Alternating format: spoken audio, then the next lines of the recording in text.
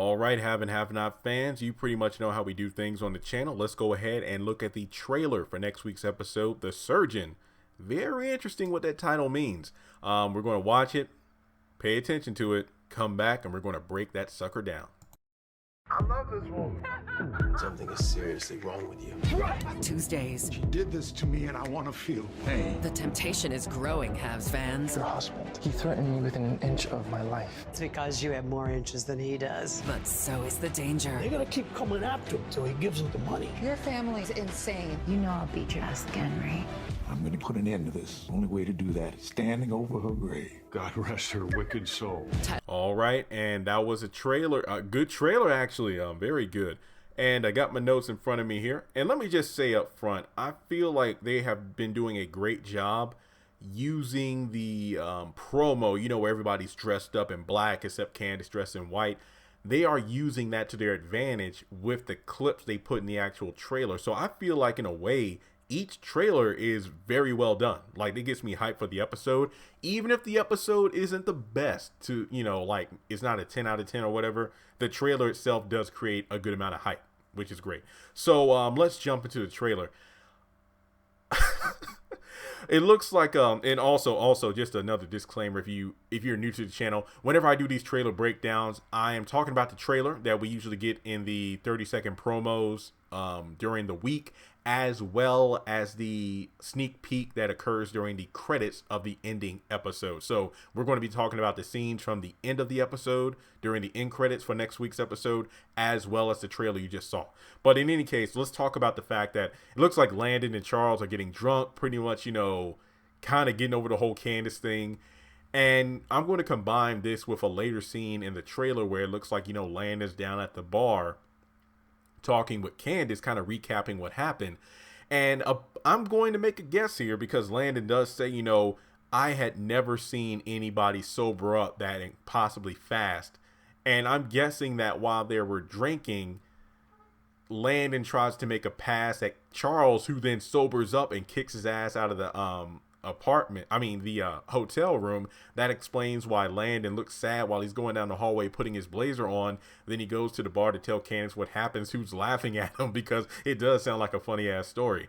And that's pretty much what's going on there. So it looks like, you know, he gets pretty angry, you know, like, you know, one minute he's calm and, you know, drunk. Next thing you know, he's so angry when he's sober. And it's like, dude, you probably made a pass at him. And I think Landon probably did more than try to take off the man's shoes. So yeah, I don't think that went well. I mean, based off their last conversation, you know, between, you know, when Landon and Candace were talking, you know, is he gay? I don't know. And then Charles overheard that. So Landon left the room. So I don't really know if he heard everything about Charles saying, I'm not gay. You know, I'm not, because Landon just heard probably what Charles said, that, is that what you think, that I'm gay?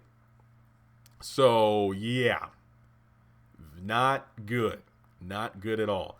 Another interesting scene is the fact that we have Madison over at the house. David is he is so enraged by Veronica that he doesn't even want to take the pain meds. Like, I don't want to take the pain medication. She did this to me and I want to feel it. You know, you are pissed the F off if you don't even want anything to ail you or make you feel better. You want to feel that pain. And I know how it feels, not the whole being burned part, but the whole, you know, girl thing I've been going through sometimes. And I think Candace even said this after Vinny was allegedly dead in season 2, you know, when Tony was trying to take his kidneys and whatnot. Then Vinny was miraculously gone from the hospital and they thought he was dead, but he wasn't.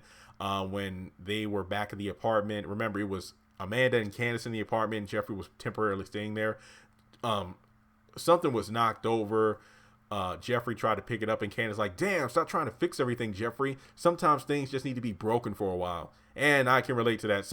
It's like, you know what needs to be done. You know what needs to be you need to do in order to feel better, to cure your brokenness, but you decide, you know what, it's better off that I just stay broken and damaged for a little bit. And I can definitely see where he's coming from with that.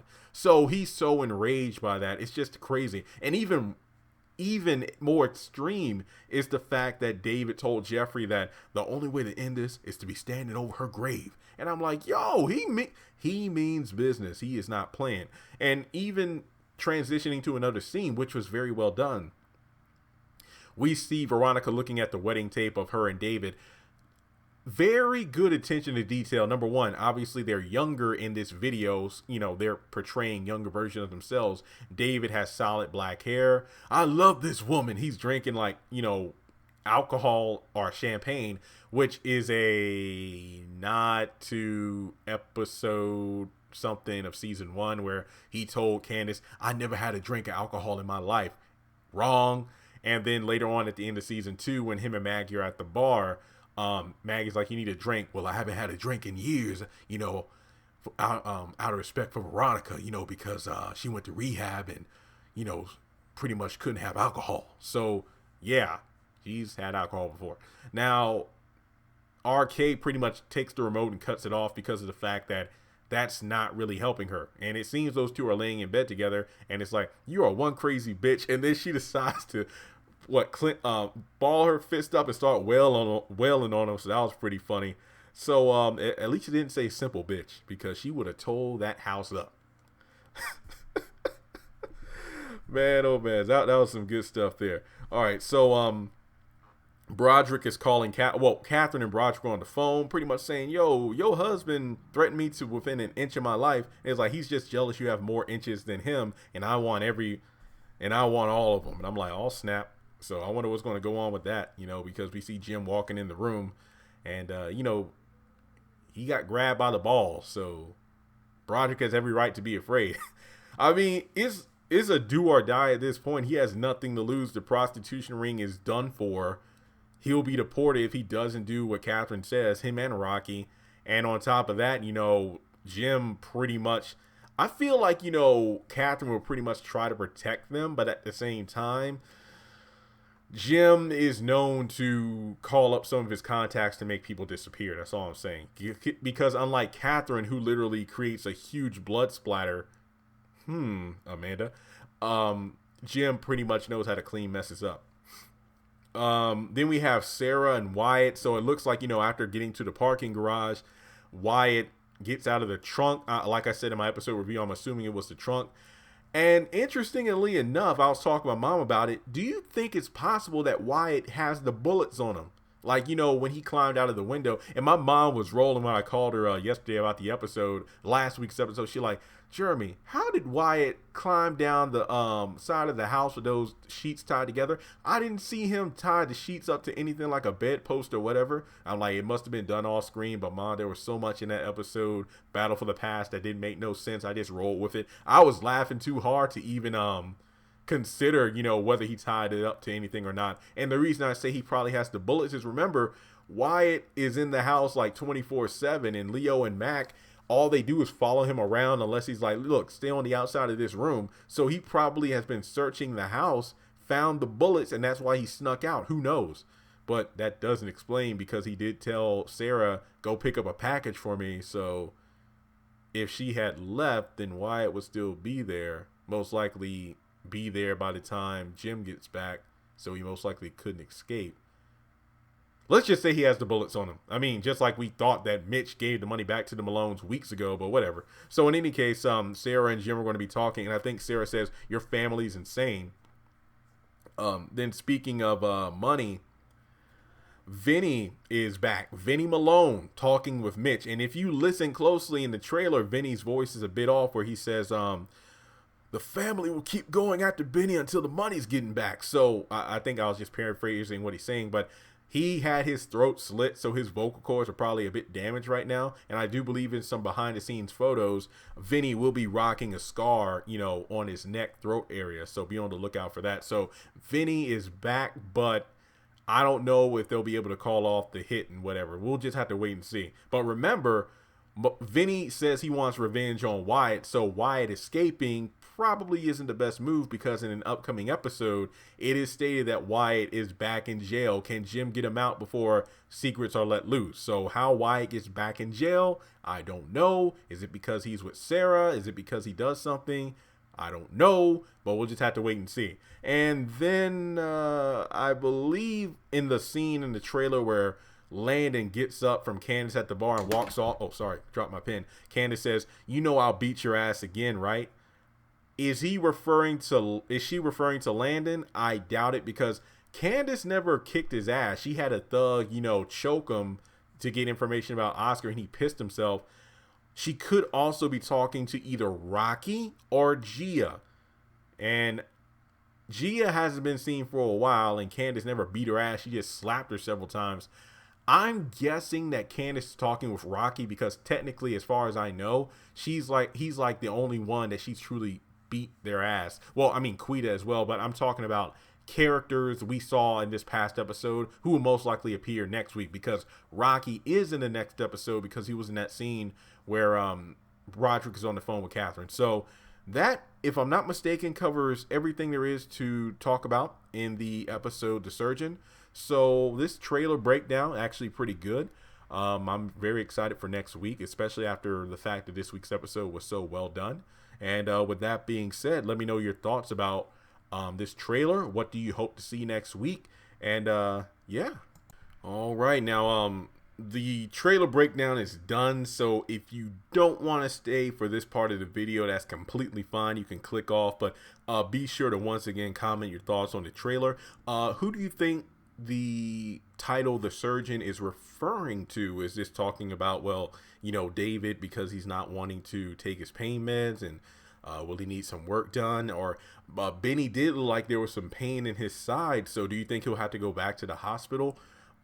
As far as I know, those are the only two characters I can really think of when it comes to needing a surgeon, unless Veronica decides to do something extremely awful to RK, because we do know in that trailer we got on the 8th that she has that pot of whatever walking down the hallway smirking, and she's saying, overlying the dialogue with her dialogue over the scene, her voiceover was, I won't let you disrespect me. So, being called a crazy bitch is probably sent her over the deep end, because remember, she'll probably be like, well, RK, you said you wanted some food, so I fixed you something. We'll just have to wait and see. But this part of the video is just, again, thank you all so much. I usually, and look, when I first started this channel, it was just talking about the, excuse me, the haves and the have-nots there. Yeah, I mean, when I started the channel, it was like, the haves and the have-nots. But as time has grown, I come to know a lot of good people through this channel and my social media as well. So in a way, it's like an extended family to all the 61,000 plus people on the channel. A lot of you all I interact with on a semi-regular basis, talking about the show and just life in general and whatnot. But just 2019 has not been the best start of a new year. I keep trying to tell myself that, what, maybe God is, weeding people out of my life and, teaching me things this month. That way the remaining 11 months will be a lot better. It's going to hurt the next couple weeks, but you know what, February onward, maybe it will get a lot better. But just for starters, my sister, we had an hour-long talk this morning. Basically, the rundown, no pun intended, it was like an accident. The accident actually happened a couple days ago. I didn't know this, but it was basically her, a couple other people in her Jeep or whatever. It was raining that day, and there was a guy who was literally drunk, who I don't know how well he was drunk, so I don't know, standing in the middle of the road. Like, he literally ran out like a deer in the middle of the road. And my sister swerved in order to miss him, but it looked, I think she said, like, he hit the side of her vehicle that knocked off, on the driver's side, that knocked off the, mirror on the driver's side and, cracked the bumper, because she had to swerve to, avoid completely running the man over, went into the ditch and almost ran into a tree. But a couple things about this. Number one, the guy only broke his leg. Number two, no charges against her, because there were people in the car with her, as well as witnesses who saw what went down, and they knew my sister did everything she could to avoid completely running this dude over. And obviously she's getting the truck fixed a couple days now, just the bumper and the mirror that needs to be fixed. But obviously shaken by that, because she almost took a life. Not her fault, but she almost took a life, so she's been shaken up about that. Had a panic attack this morning, but she's on some pills for that. And in a jokingly manner, hence why the phone call was an hour long. And I said, well, at least you didn't pull a Wyatt and then just drive off like you did with Vinny. And, you know, you take those meds, like you better not pull an Amanda and not take your meds, or pull a Veronica and just get addicted to them. She was laughing and crap. And I knew if I was in person, I would probably had to dodge a book or a shoe that would have been thrown at me. But she's doing better. She's doing better. And like I said before, aside from that person not being killed for drunkenly being out in the middle of the road, allegedly when the paramedics came, he didn't even want to go to the hospital. He just wanted to go home. And again, like the fact that there were people in the vehicle as well as outside the vehicle who saw it, that's something that's very good. That way the situation wouldn't have been, you know, I guess you could say misinformed or whatever the case may be. So at least that part is good. It's going to take a while for it to shake, you know, the feeling, but at least, you know, that's progress. You know, the fact that again, she is a little bit better and still going to work. She just know, like, look, I ain't going, whenever it's pouring down rain, you know, I just, because she wasn't speeding or anything, it's like she obviously definitely shook up, but she is doing better. So she does appreciate all the prayers and everything. That doesn't get taken lightly in our family, so we do appreciate that. And moving on to a less extreme note, but myself, you know, I went into 2019 just thinking, you know, okay, let's change a few things, you know, dig into the word a bit more. It's like, you know, you got your degrees, you went to Liberty, you worked there. It feels like, you know, being around the Bible and whatnot and Christians and stuff, it sometimes churches you out where you don't think you know everything, but it's like, I studied this for years, and then I had to, you know, be a counselor somewhat over the phone to students, even while doing my regular job of getting them into classes and whatnot. People would call in just to talk sometimes, but sometimes you just feel, what's that song? Truth is, I'm tired. Wait, Take Me to the King. Yeah, listen to the lyrics of that. And I just felt like, you know, that's definitely been a plus for me. Definitely getting on a regular schedule of purposefully reading the Bible with purpose, you know, aside from that, writing in my journal, you know, doing my quiet times and whatnot, and just really changing my mood. Because if you aren't big into religion, then that's completely fine. But I think for the believers on this channel, you can attest to, your day can truly be different if before you even get out of bed, you just thank God, you know, for waking you up and just seeing another day and whatnot, and pray for guidance throughout the day, and then pray before you go to bed and whatnot, not counting meals and whatnot. It truly does make a difference on how a day goes. So that was going well. You know, slimming down a little bit, you know, the clothes a little bit looser. I noticed that I wore my pair of jeans for the first time in a while. I'm like, oh snap, okay. You know, drinking more water, eating stuff in moderation has been a plus too, and using the plexus stuff I was talking about before in that trailer breakdown. And you know, just being more focused on what I'm doing, you know, and that's been bringing in some more money, which is good. You know, always good to be smart with money, because I always pay my bills on time. But I said 2019, let's be more careful with how much you spend on stuff. You know, don't buy stuff in bulk unless you need to, and you know, things of that nature. Even when you want to treat yourself with, like, you know, some books or, you know, things to sell on eBay, whatever the case may be. And of course, you know, I've already talked about the whole getting rid of like negative things on Facebook. You know, people who just post negative stuff, ignorant stuff. Cleaning up social media, you know, unfollowing a bunch of people, all that good stuff on Twitter, Instagram, Facebook, and all that stuff. So that's been going well. And the best part, like I said before, not being that guy to start conversations. Like, if somebody wants to talk to me, they know how to reach me. I mean, the only conversations I truly start, if you know, some guy friends of mine who I used to work with, because, you know, oh man, did you catch the flash last night? Things like that don't count. I'm really referring more to, you know, female friends and whatnot. But yeah, yesterday, because I was on the phone with my mom, and that's when she told me about the accident thing. So that was, you know, when that happened. While I was on the phone, we were talking about Tuesday night's episode, to be honest, for like a good 45 minutes during the lunch break. And then I got a message from that girl I told you about, the one who I found out was in a relationship during a live stream and why I went on a hiatus. And over the past couple of weeks, guys, I have been doing better.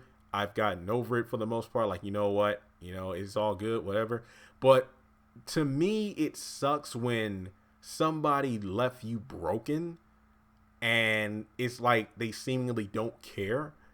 And when you are almost done picking up your pieces and about to move forward, that's when they decide to just randomly come back. Next thing you know, you feel some more cracks beginning to form. And I think what really made me mad about the whole, oh, this girl's now in a relationship, even though we were getting close and stuff like that, it just felt like I didn't get closure. I was just instantly pissed, unfriended her. I was done with it. And I told my roommate, like, yo, man, guess who just messaged me? It's like, yo, this sucks. Because earlier that day, I was talking with another friend of mine. Me and her just friends. We used to work together. We caught up, and it's just like, yo, I haven't heard from you in a while. And that goes back to what I was saying before, me not being that guy, you know, starting every conversation and whatnot. So we talked about that. She's like, yeah, that's good that everything's going well. And I was in a great mood. Like, if you go back to my Instagram stories yesterday, before like what, 3 o'clock, 4 o'clock, the day was going very well. And then out of nowhere, boom, she just comes out of nowhere, asking, you know, hey, I'm sorry I never responded to your messages. Things happened. Then I told my roommate, because, you know, I got the notification, but I didn't open the message. It came up on my screen. Told my roommate, like, guess who messaged me? And it's like, yeah, I know. And I'm like, wait, how do you know? Because she is in his friend group. You know, that's how I met her to begin with.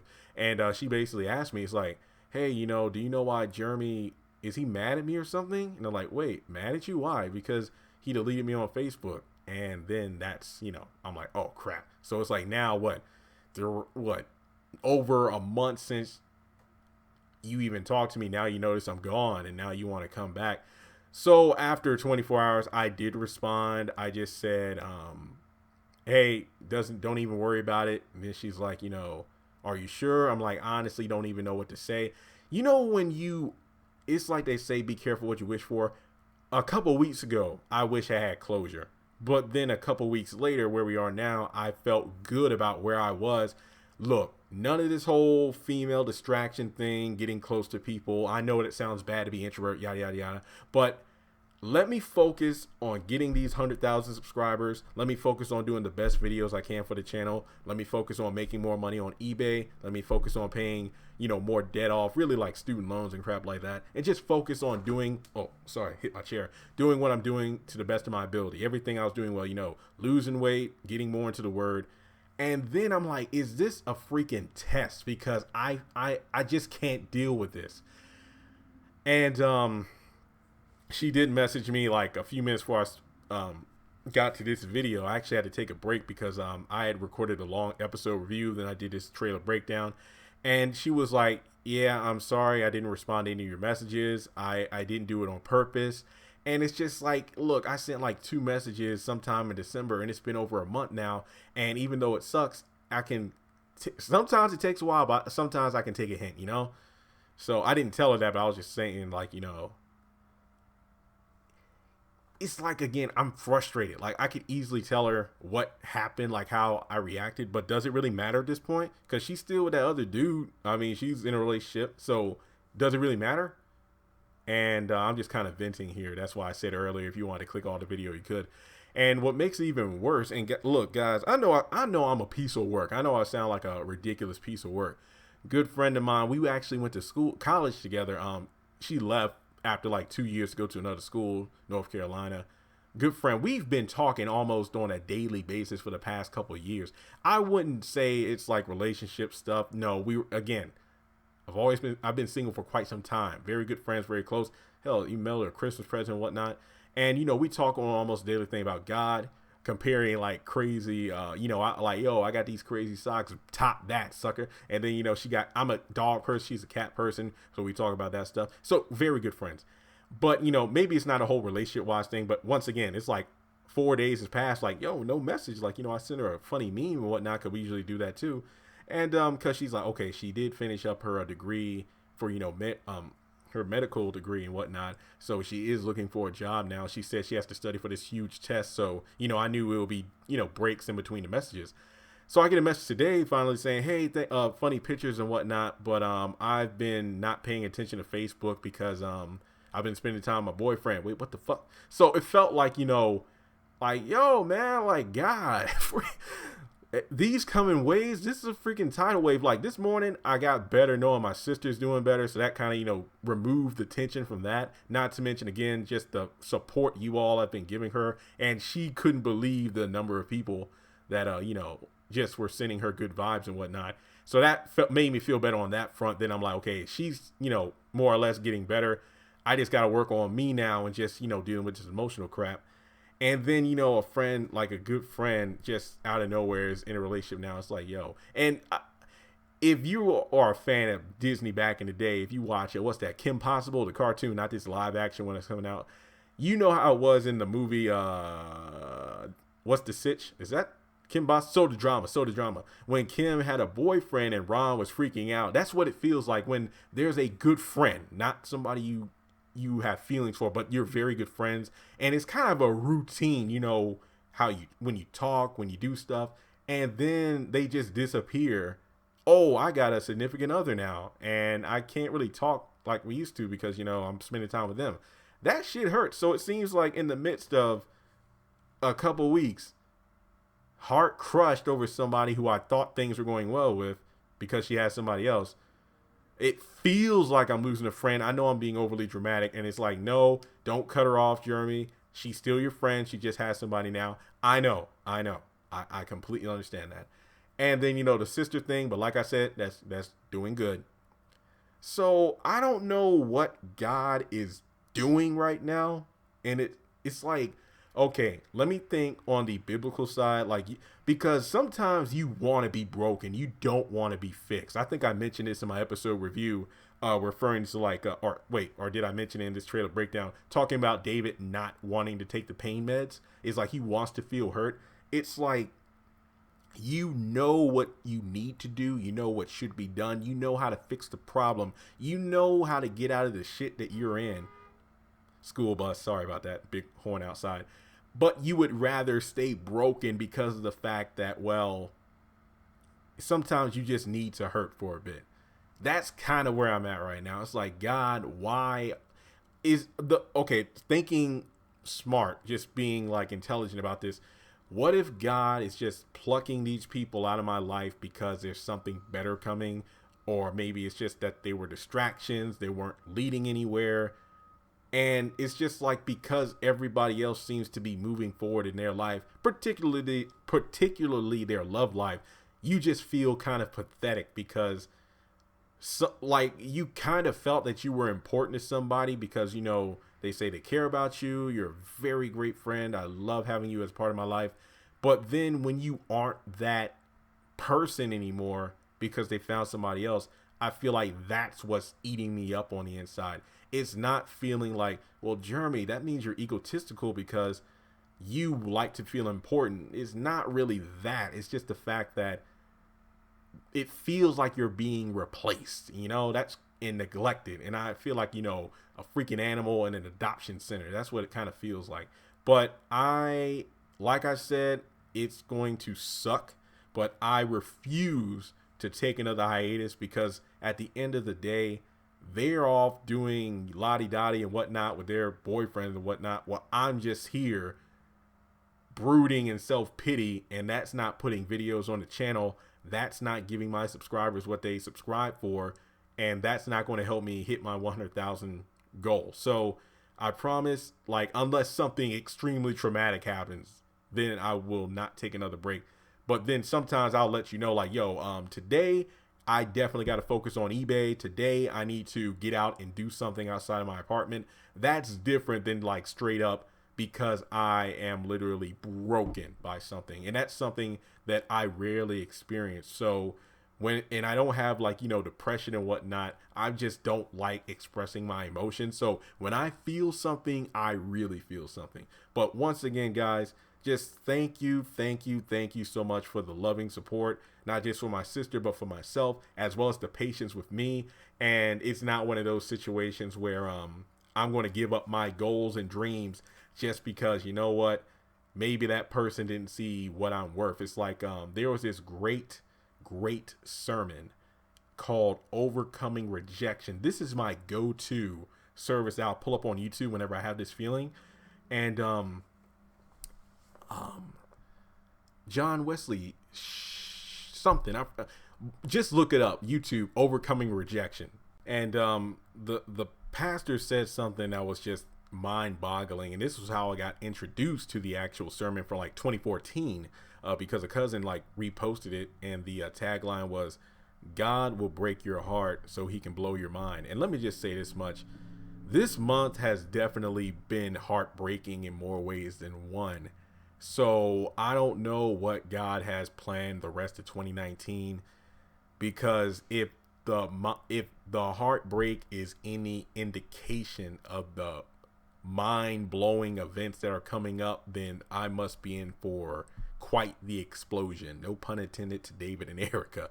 But yeah, it's just a day. Like, I wasn't going to respond to that girl's message, but I had actually unfriended her and, you know, just pulled a Justin and, like, you know, blocked for messages, but she found a way to like contact me through another means. So I just felt maybe I just need to talk to get this closure. And yeah, I'm most likely not going to get the end result I wanted a few weeks ago, but at least the conversation can happen, and then that can be that. Because being like maybe it's a Virgo thing where you just write people off and whatnot. Yeah, I get, like, if I know this is bad, like if I feel crossed, then that's it, I'm done.